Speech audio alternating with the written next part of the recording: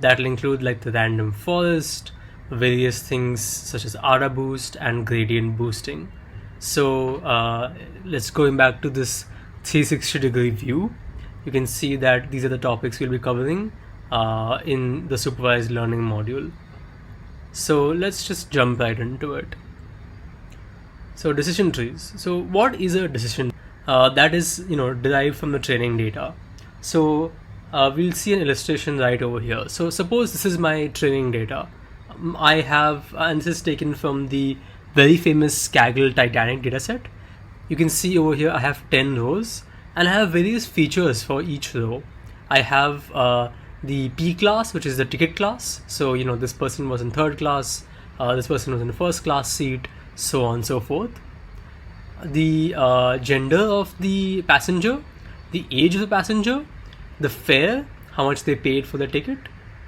This isn't the same, as you can see, between even in the same class, like third class, this person paid 7.3, this person paid 8.1. It might be depending on how soon before the ship left that it was actually that they had to pay more. And this is my target variable. So all of these are my features, and this one is my target, whether the passenger survived or not. So we're trying to use all of these features to predict my target, right? And we're going to be building a bunch of rules, a collection. You can imagine a very big if-else statement, which is called a decision tree. And here it is on the right. So imagine this is the tree we've already finished building.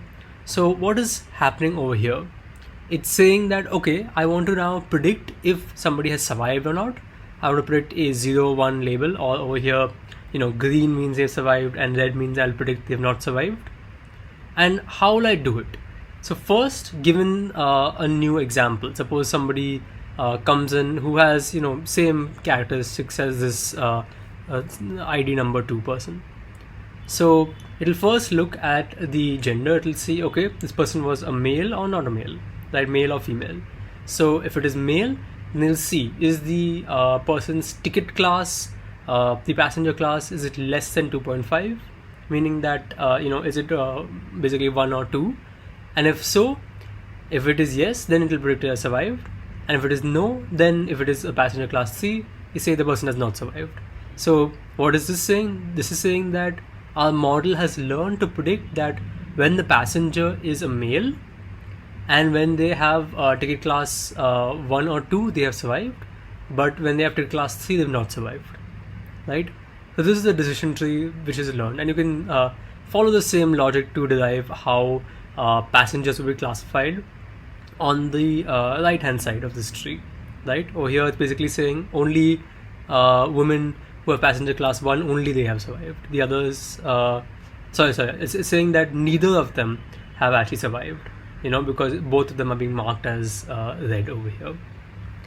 So over here we've had an example of a simple decision tree. It only has 2 levels.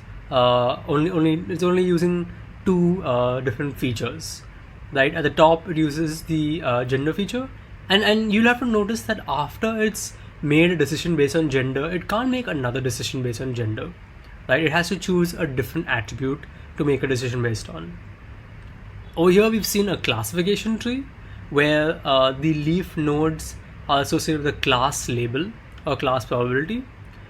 We also have regression trees where you can basically say, suppose instead of having to predict whether the person survived or not, suppose my my target was actually that, okay, what is the age of the person? It's a regression problem. It's one which gives out a number instead of a class, right? So in those situations, a regression tree, the leaf values are associated with numeric values and not like a class label like true or false. So let's talk about a bit about what a decision tree is doing. How is a decision tree kind of splitting our input space?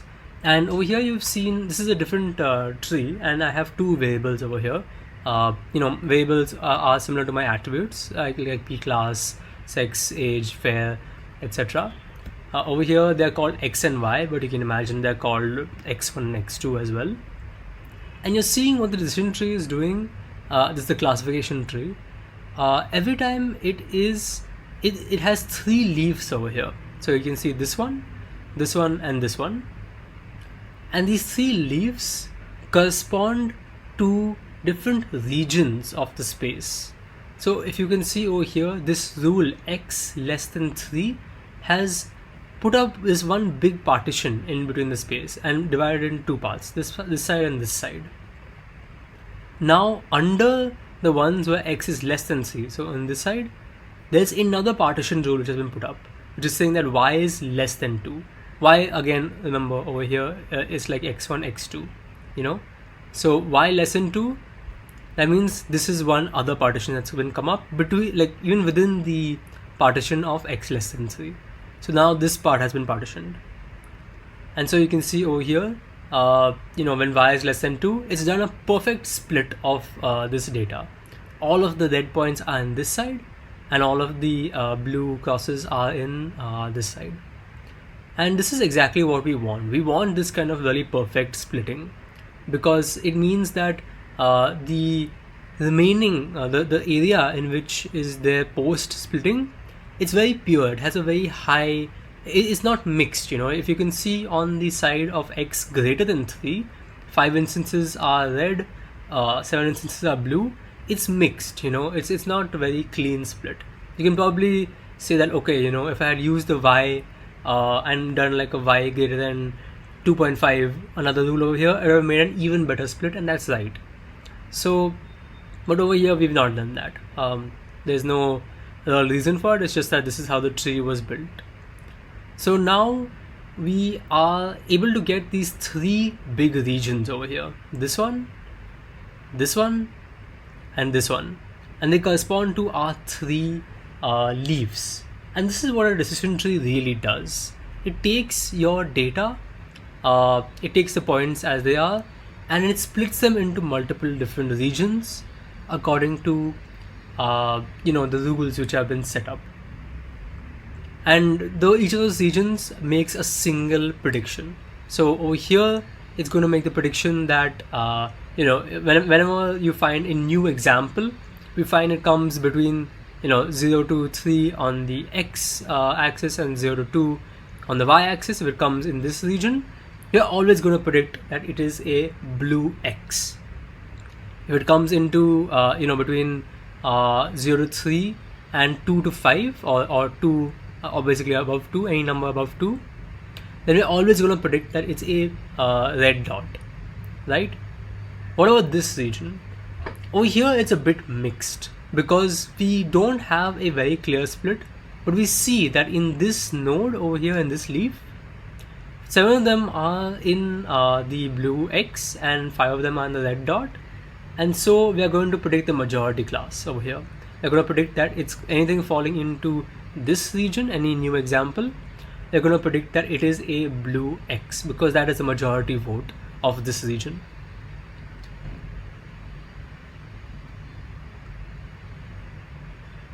So like I said, decision trees break the input space into regions, where all the points in one region make up the predicted value for that region.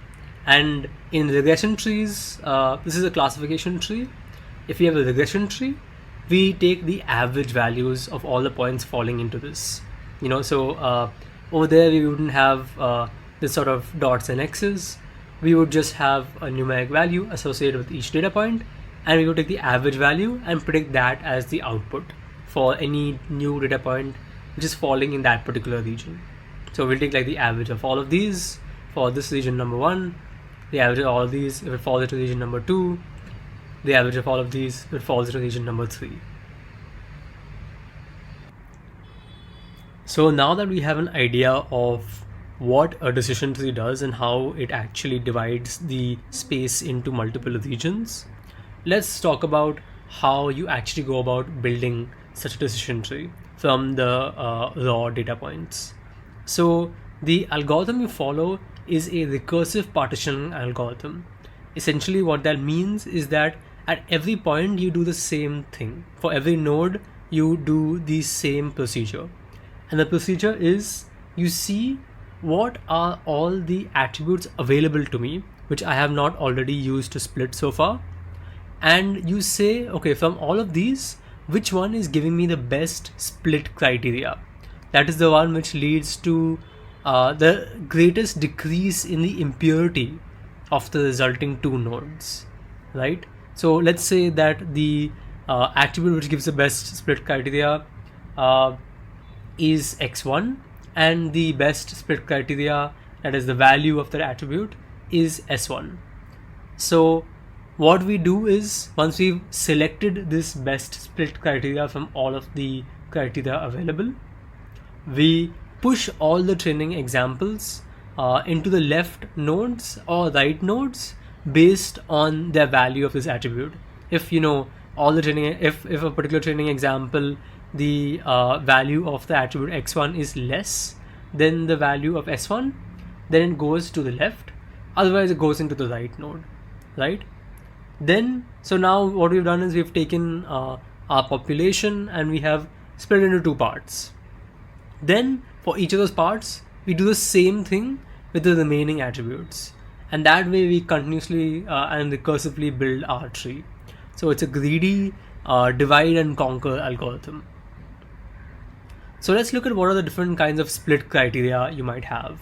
So let's say for this data set over here, we want to split based on the we're going to build the very first node for this decision tree on this data set, right? So we have a variety of split criteria available to us. We can have gender as one split criteria. It can be male or female. So x1 will be gender, s can be male or female.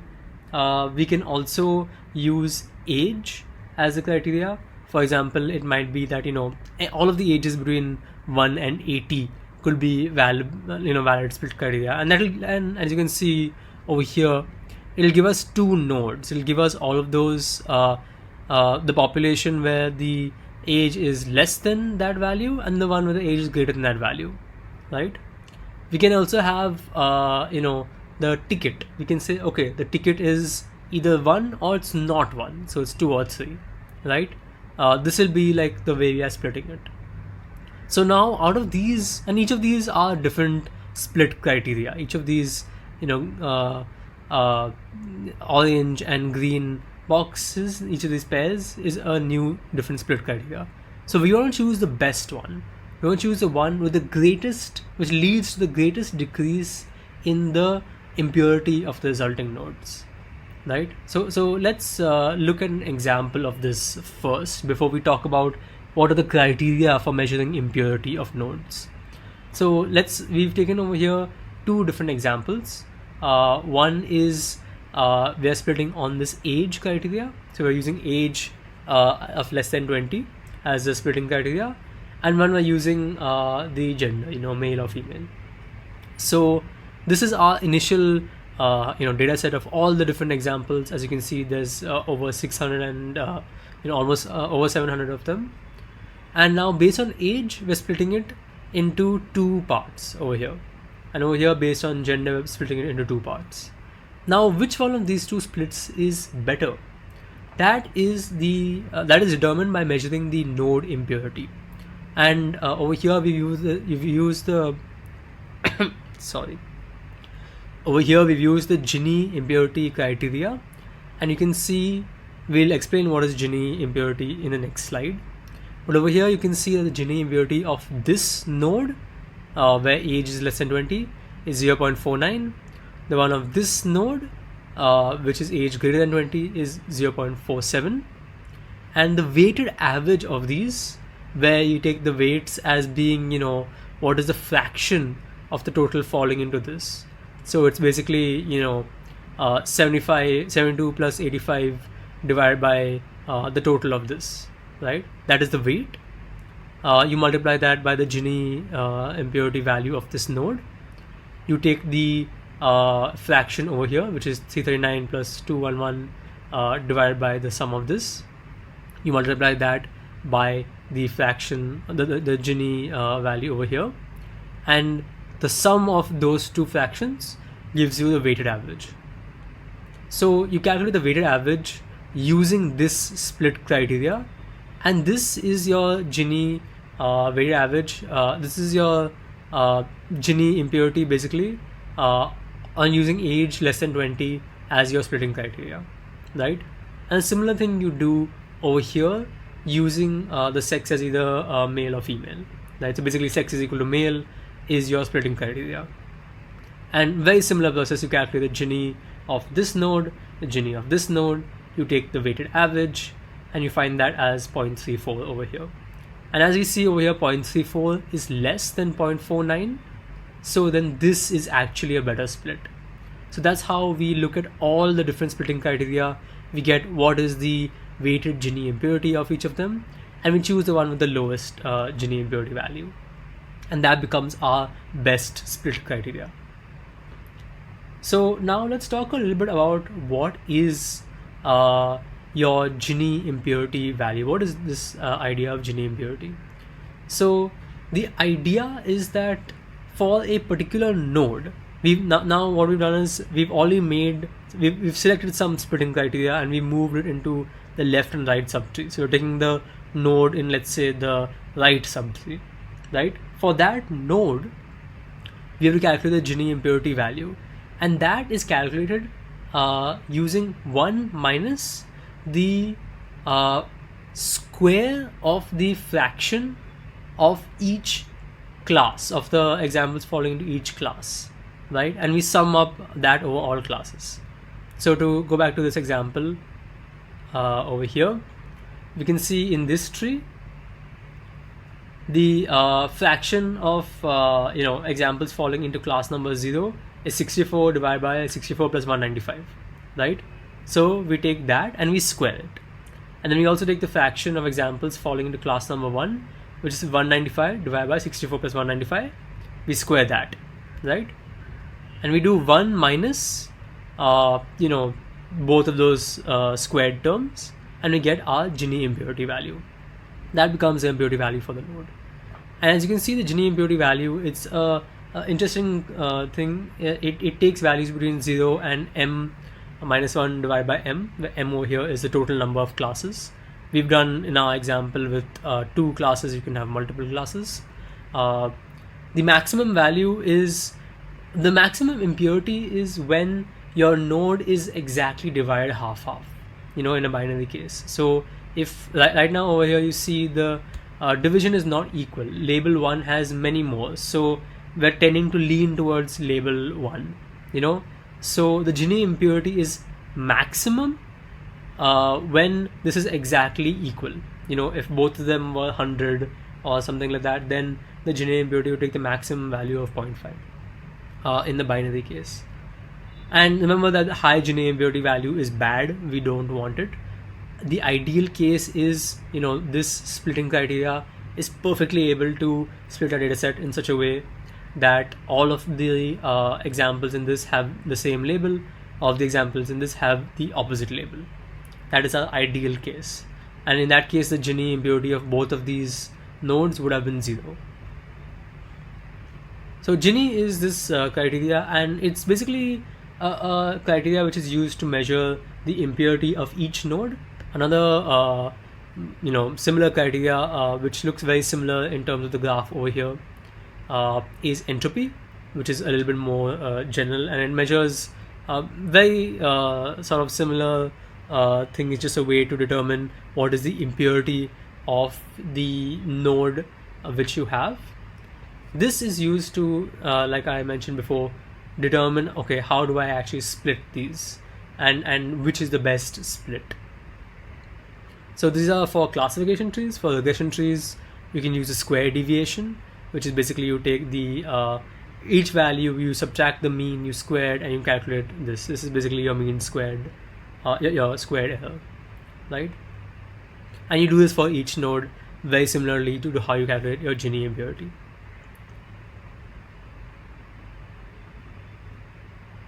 So now that we've used this criteria, and as you can see, you can recursively start from the root, and you can keep on splitting it. You can split this further into other nodes. You can keep on splitting it. The question is, when do you actually stop? When should you stop, and at what depth should you stop, right? And the question is, should you even stop at all, right? The answer is that yes, you should actually stop, and a smaller tree is better. Basically, the deeper the tree is, the higher the chance that you have overfitting. And that is because the regions, as they become smaller and smaller and smaller, you have fewer and fewer data points in that. And so it becomes very noisy. It becomes very high variance. And as a result, what happens is that if you have only, like for example, in this node you have only 2 samples which are being used to determine whether it is a positive or negative class, that's not enough. Like the others have 100 samples or 70 samples. That's a lot better. But only 2 samples is just not enough. And so you tend to overfit to the data. Just those 2 points might be positive, and so you'll say it's positive, but in reality, it could be that it should be negative, right? So the way to overcome this overfitting issue is to use decision tree pruning, where essentially you say, okay, I've built this big tree. I'm going to take a step back and I'm going to cut off the nodes which are below some certain threshold of Gini impurity. For that splitting criteria, I'm going to remove a few of them, right? And then that just removes the non-critical subtrees. That is the one which have the least impurity reduction or information gain. And this leaves you with a smaller, simpler tree, which is less prone to overfitting.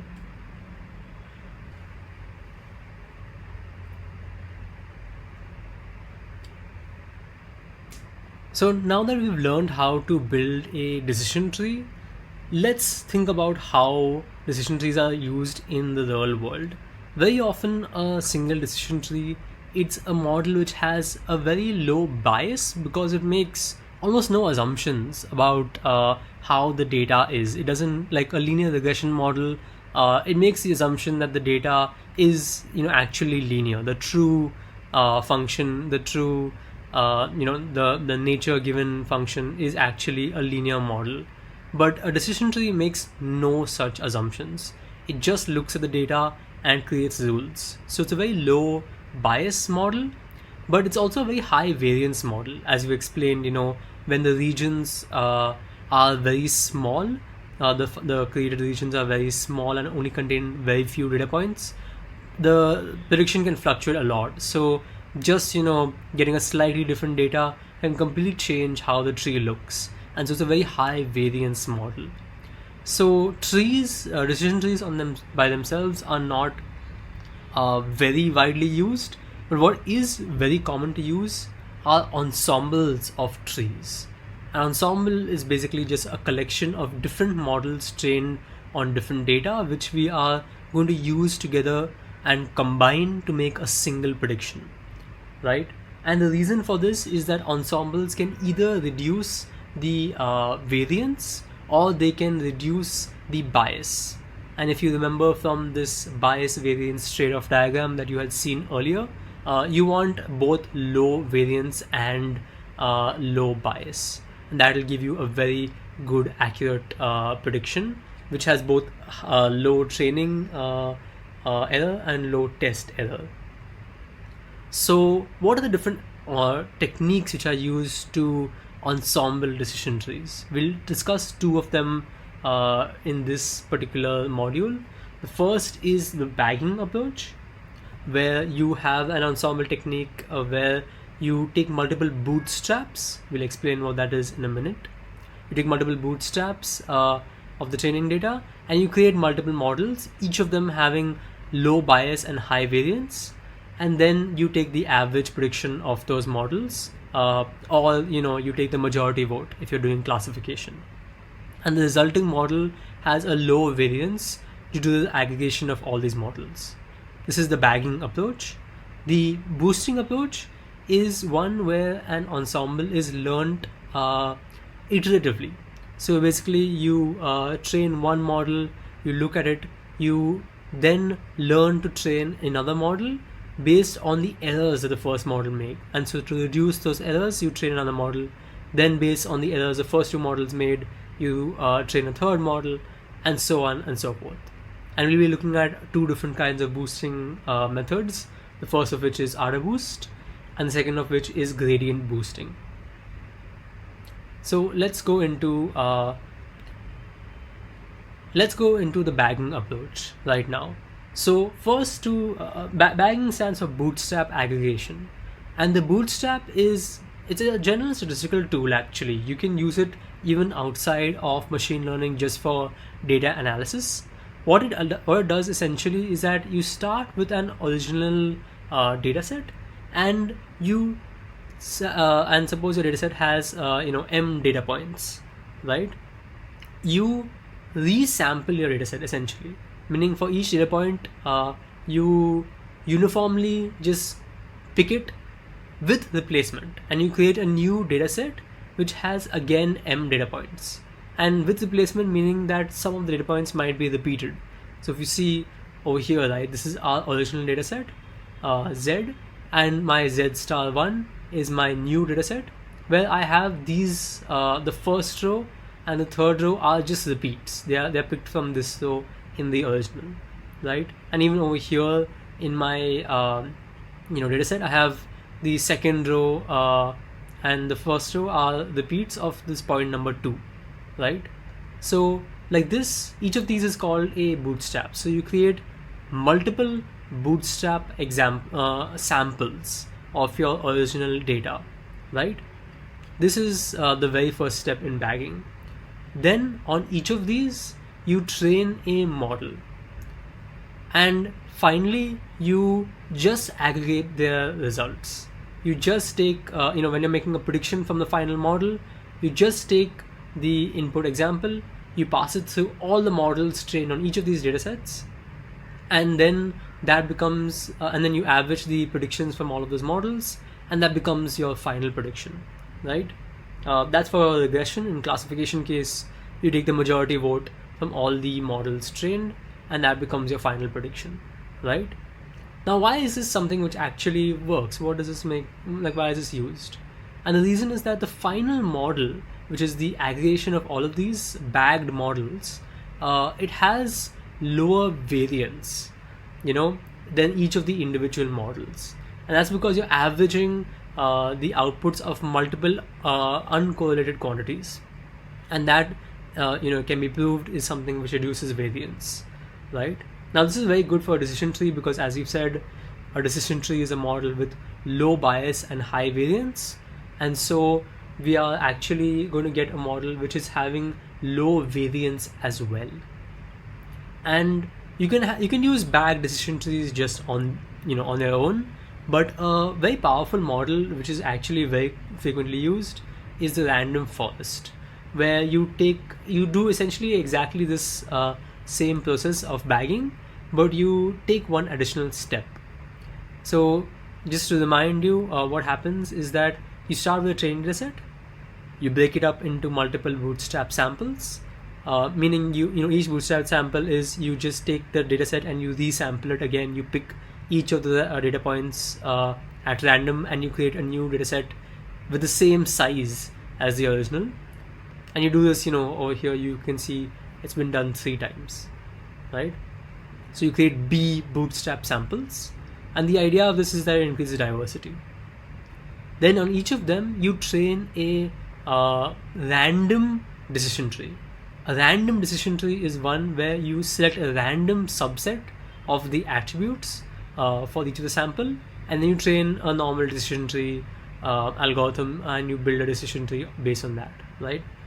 And the reason for selecting a random subset is that it reduces the correlation between the trees which are created at the end, And then the prediction is exactly the same as normal.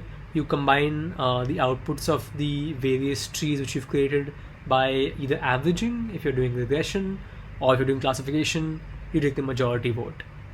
And this leads to a model with very high, with very low variance. And you can keep on endlessly sort of doing this. You can keep on building trees. You can keep on building almost as many trees, and the variance keeps going down. After the point, it does saturate. If training 100 different, creating 100 different bootstraps and creating 100 different trees is not very different from creating 1,000 bootstraps and 1,000 trees. Your end result is the predictions are not going to change too much between that. but they're all going to be very low bias and low variance predictions. So the random forest model, it's a very fast, very efficient model because creating each decision tree is quite a quick procedure, and it has low bias and low variance, right? So now that we've discussed bagging and the random forest, let's go on to boosting. Boosting is a different way of ensembling models, and it's basically building a combination in an iterative way. In bagging, you could train each of the trees in parallel because they were completely unrelated to each other. But over here, one tree is built based on the outputs of the previous tree and what sort of errors it makes. And the idea is to iteratively sort of keep on building a combined model where the error keeps on reducing and reducing and reducing, right? So the main idea in boosting is to start with what's called weak learners, which could just be like a very simple heuristic rule. So to give an example, let's say you have a weak learner which is a decision tree with just a single node, just a single decision rule. Now that is obviously not a very good tree, but obviously it's very fast to create.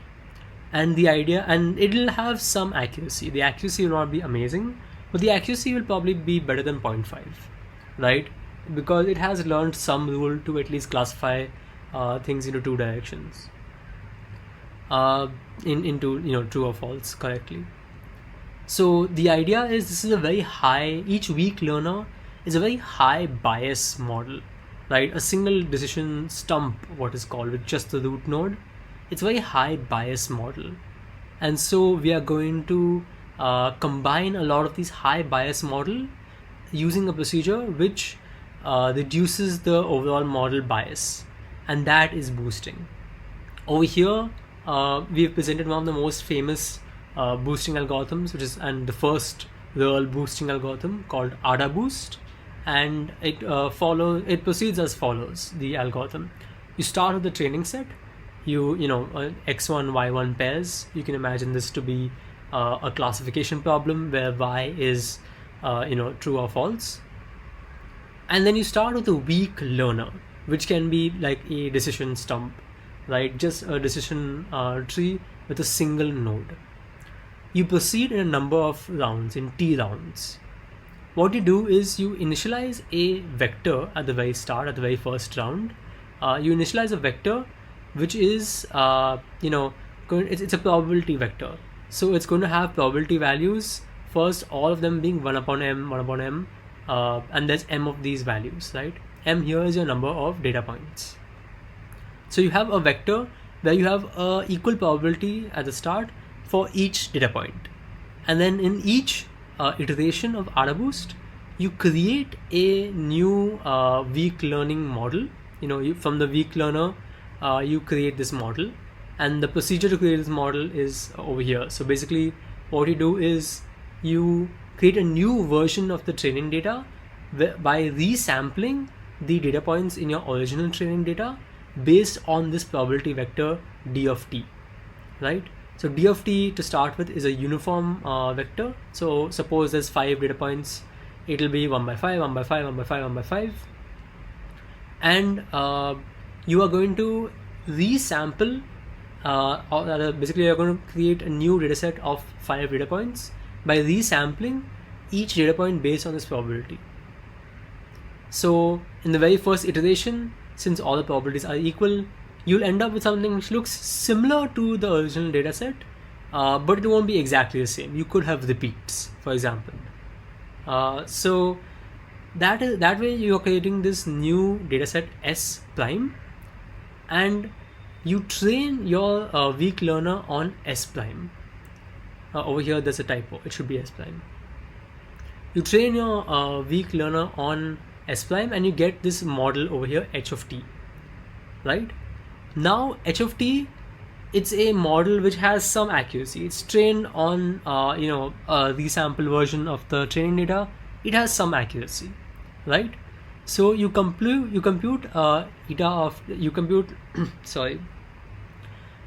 epsilon t, which is the weighted sum of all the errors made on the training data by this model.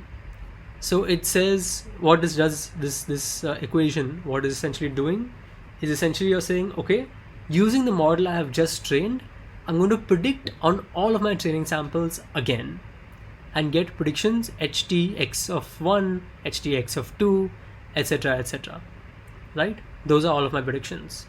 I'm going to see where it does not match my ground truth, where it is different from my true label y, right?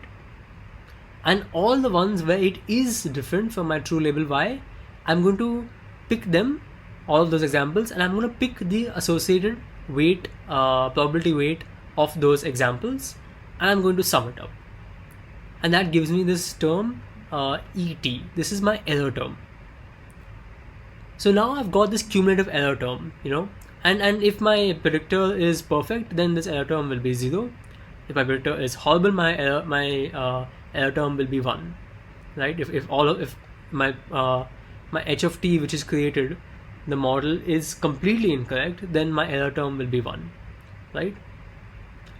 And but typically it has, the idea is that your the weak learning algorithm WL, it's going to create something which is not perfect, but it's not absolutely terrible also, right? Now once you've got this error term, use that to calculate the weight of your classifier HT, right, which is calculated using this formula. So that is WT, the weight of the classifier in the final combined model, right? Then the final step in the AdaBoost procedure is that you update the probability scores for each example in the dataset, right? And you update it as follows. You take the exponential of the negative of this weight, you multiply it by the label, so this is like a 0 or 1 label. You take the prediction and you multiply that with the true label. So this is basically something which will give you a value which is either 0 or 1. Over here the labels are +1 and -1, so it will give you either +1 or -1 over here, right?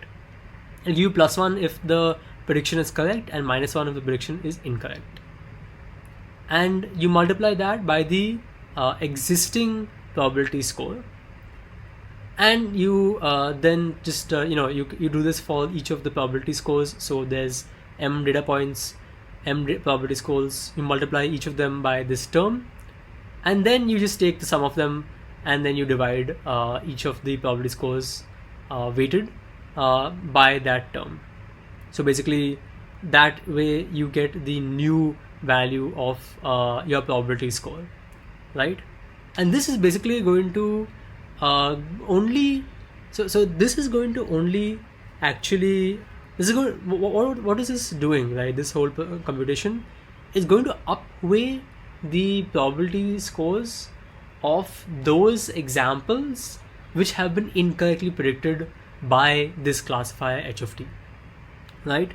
Whenever these two are different, right, then it will give -1, and so this is going to become a high positive value.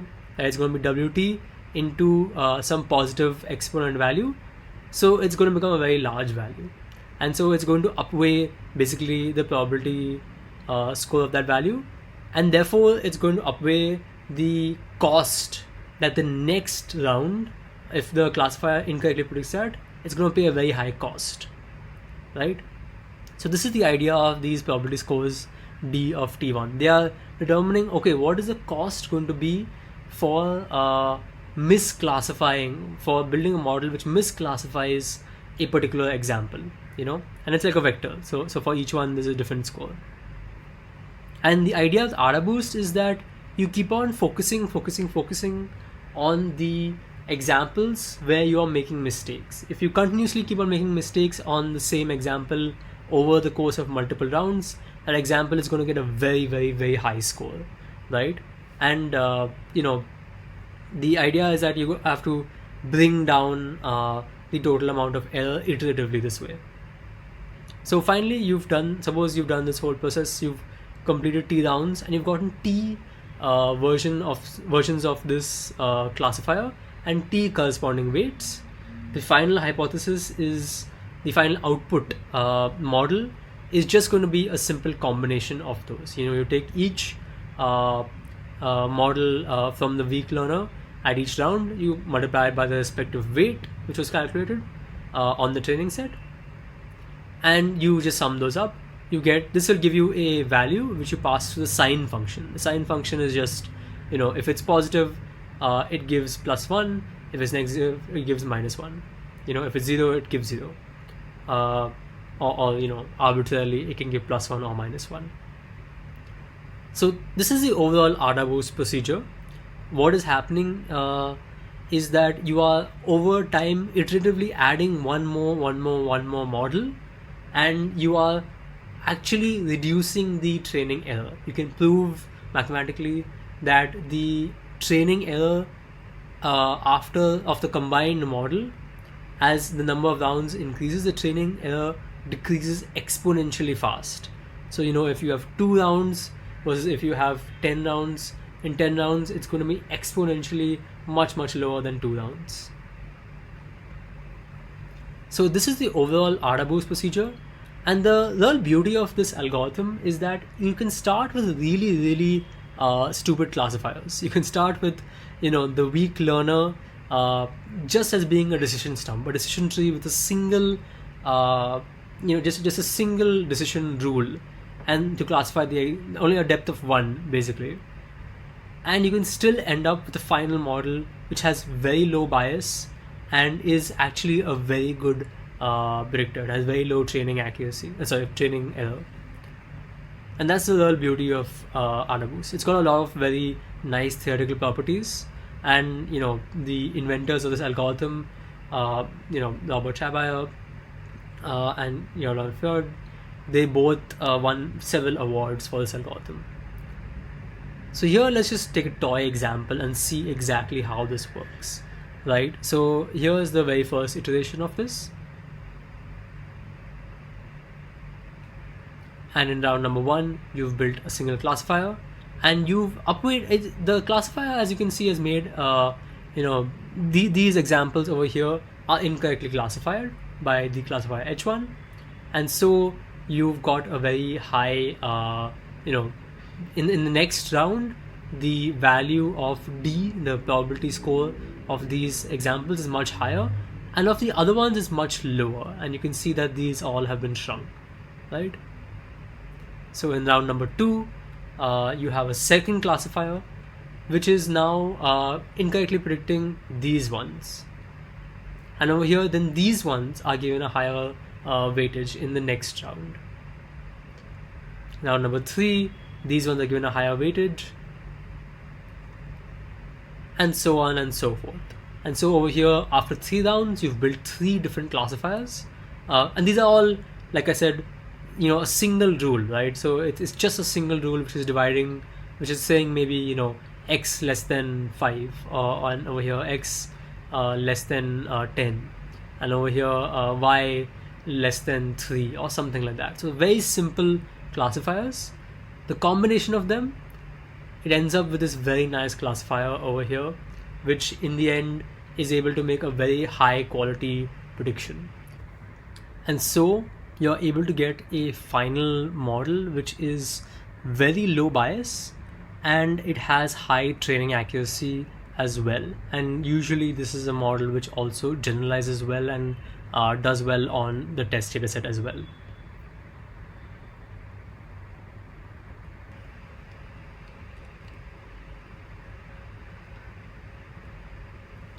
So now let's get on to a different way of doing the boosting procedure, and we'll talk about gradient boosting, which is an extension of the AdaBoost algorithm in a way which might not seem very straightforward, because it uses gradient descent in a space of functions rather than doing it in a space of data as you're normally associated with in linear regression and logistic regression. So before we get into the details of it, let's suppose you want to play a very quick game, right? You're given the data set, S is equal to x1 y1 x2 y2 up till xm ym. So you have m data points. Your input x is some vector, and your output y are real valued. So this is a regression problem.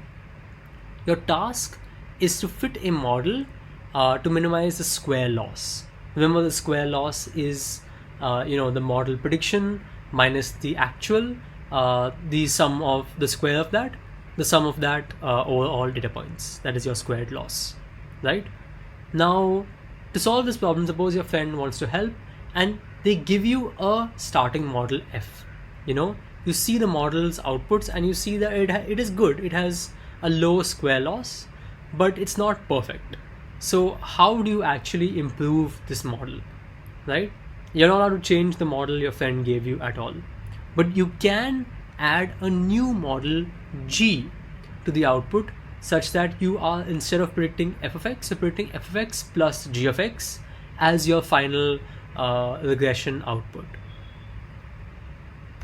So what do you do in such case, right? This is your final. So your question now is, how do you find this value g, this function g, which you're able to sort of correct the outputs given by your friend's model? So what would you do? How would you find? How would you create g? What would be the criteria you're going to use for creating g? So if you look at the example over here, this is what we want. In the ideal case, we want g of x1 to be exactly y1 minus f of x1, right? You want exactly the error in your friend's model to be predicted correctly by g, and then your g of x plus f of x will give you the correct answer. So that's exactly what you have to do. You have to train a model using the input x1, x2, x3, etc., and the outputs as y minus f of x1, what's called the residual. So you have to train a model, a simple regression model, on the residual of the model before it, right? And this gives you a better model. When you do f of x plus g of x as your final output, that is actually going to be better than just having f of x. And the great thing about this is that you can create a model on top of this, right? You can create not just g, but you can create g1, g2, g3, which is taking the outputs of the models so far, and it's the residuals of that it's taking, and it is learning to predict that. It's learning to predict basically how to course correct the model outputs for any given input. So this is the idea behind gradient boosting. You continuously keep on doing this, and you keep on training models on the residuals. This is really the essential idea. It's not much more complicated than this, but requires a little bit of thought into why this actually works. So now let's discuss how this works and why it's related to gradient descent, and why the gradient part comes in this boosting procedure. So like we said, we had the loss function, which is just over here, the squared loss, right? You're dividing it by 2, and this is a very okay thing to do. You can always scale your losses by any value. It won't change the model you're obtaining. So now we want to minimize this, and we want to do this by adjusting f of x1, x2, and xn, right? Now these are just some numbers. These values, these outputs of the model f is just some numbers. So you can treat them as parameters, and you can basically calculate the derivative with respect to this derivative of this loss. The loss over here is your simple loss function, your squared loss, right? So what is the derivative of j, which is your total squared loss, with respect to each of your data points, right? Each of the outputs of your function f, rather the predictions of your function f. If you calculate that and you work it out over here, it turns out it's actually the residual. So the gradient over here is actually just your residual, right? Just your prediction minus your true value y1. And this is a very interesting property because this means that as you're adding more models, you're actually doing a sort of gradient descent in the space of the predicted values f of x1, right? And so you can interpret these, you can use each of these as being a negative gradient. And so what happens is that instead of having your predictions, instead of having weights as you normally do with linear regression, you have a vector of your residuals, right? Which is your predicted y minus f of x1. That vector becomes your sort of weights. And so with gradient descent, as you add one more model, that is basically equivalent to taking a step, you change your residuals which you're obtaining from the combined model f of x1 plus g of x1, f of x plus g of g1 of x plus g2 of x plus g3 of x. As you add more and more models that way, you are essentially changing the residuals, and you are doing gradient descent to update the residuals as if they were weights. And the reason for this is because for squared loss, the derivative is actually just the residual. The gradient is just the residual.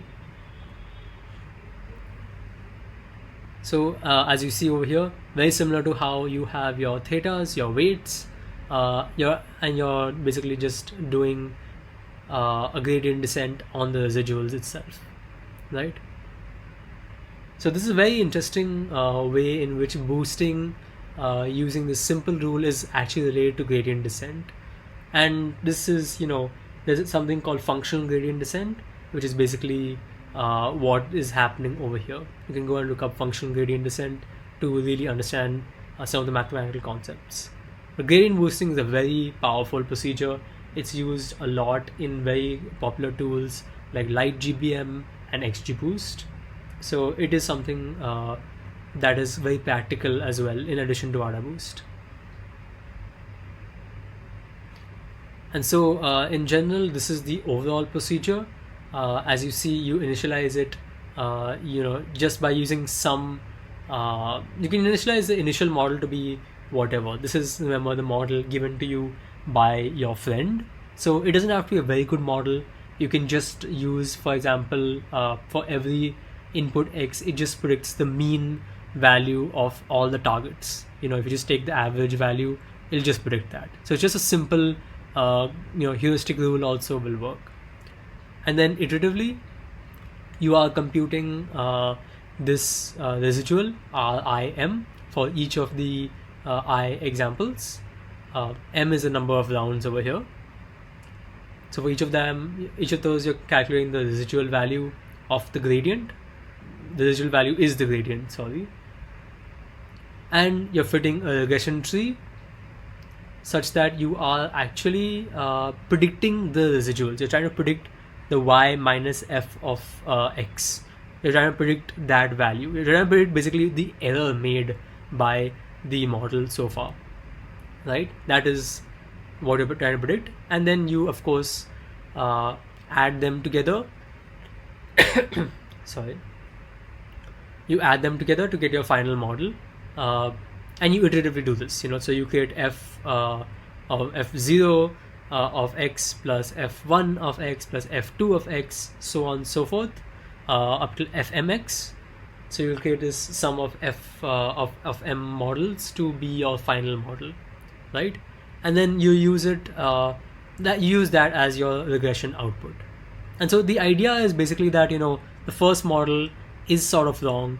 The second model is trained on the errors of that. The third model is trained on the errors of the first two models combined. The fourth model is trained on the errors of the first three models combined, so on and so forth. So you are slowly narrowing and reducing the total error which is made by the total combined model. And this gives you a final model which is very low bias, and also it's a very good predictor. This works for regression, For classification, you have to do a few modifications to this algorithm to get it to work. So finally, just to sum up on gradient boosting, it's boosting plus gradient descent. It's boosting because you're iteratively trying to reduce the errors of the models previous, and you're creating new and new models as you're doing it. And each the real key of boosting is that each model itself does not need to be a very powerful learner. It doesn't need to be something like a neural network. It can be a very simple decision tree, or even a decision tree with just one rule, which is called a decision stump. And over a number of rounds, you're iteratively using that simple learning algorithm to create a better and better classifier, or a better and better regression model, right? So in each round, you introduce a weak learner to compensate for the shortcomings of the existing weak learners. Now, the difference between AdaBoost and gradient boosting is that in AdaBoost, the shortcomings are identified by your high weighted data points. The vector where the probability scores were high, that is how you identified which data points to focus on. Over here, the data points are identified by the gradients, the residuals, essentially. And where there's a very high residual value, that means the model so far is not able to predict it very well, and therefore the model should learn that much better. So both high weighted data points and gradients, they tell us how to improve our final combined model in the boosting procedure. Okay, that should be it from my side. Thank you so much for listening to me, and I hope you enjoy the rest of the series.